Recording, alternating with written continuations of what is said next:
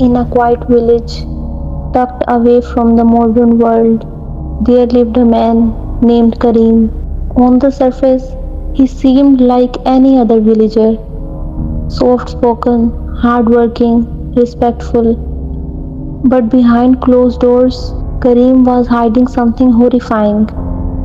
He wasn't just an ordinary man, he was a practitioner of dark arts, forbidden rituals passed down secretly through generations, and according to the whispers that only he believed, a demon had promised him wealth, power, and immortality.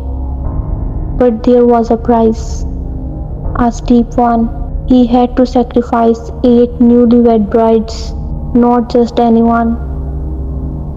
They had to be his wives, married under proper rituals, innocent and pure. So, over the span of several years, Karim married again and again.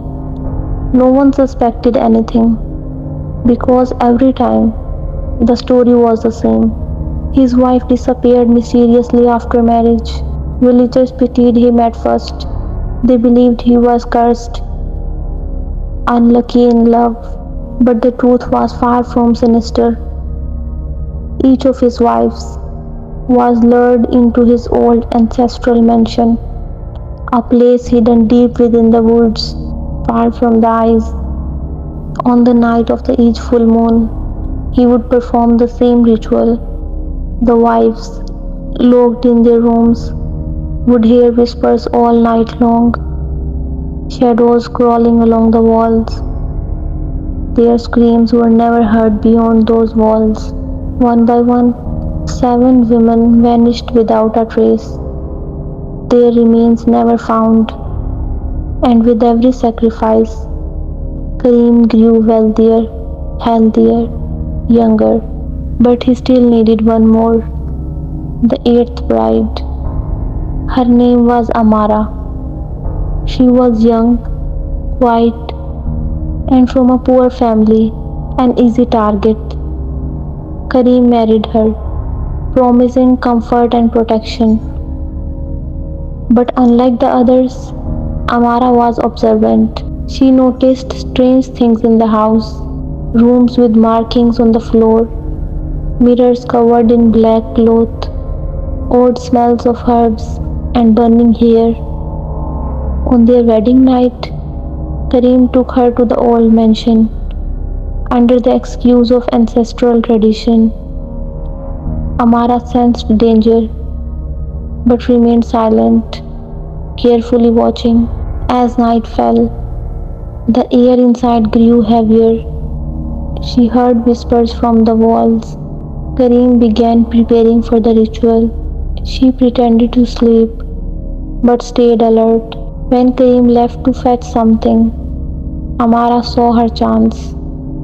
She slipped out of the room and stumbled upon a locked door downstairs. Using a key she had stolen earlier, she unlocked it. Inside, she found the horrific truth: 7 sets of wedding bangles, anklets, and veils laid out neatly on an altar surrounded by dried blood. The room reeked of death. Bones and fragments were piled in corners. She realized these were the missing brides. Before she could run, Karim appeared. His eyes were no longer human, glowing dark, his face twisted with rage. "You shouldn't have seen this," he growled. He lunged towards her with a ceremonial knife, but Amara, in her panic, grabbed one of the sharp ornaments from the altar and slashed his arm. The wound burned him instantly. The knife wasn't just cutting his flesh, it was breaking the ritual's protection. The house began to shake violently. The candles blew out. The demon's presence filled the room, furious at Karim's failure. In the chaos, Amara ran, managing to escape into the dark woods. Behind her, the mansion collapsed into flames, swallowed by the earth itself. Villagers found her wandering near the fields the next morning, covered in ash and blood. She told them everything. Authorities investigated, but there was nothing left. No mention, no evidence. Karim was never seen again. Amara was hailed as the girl who escaped the devil's trap, but she never fully recovered.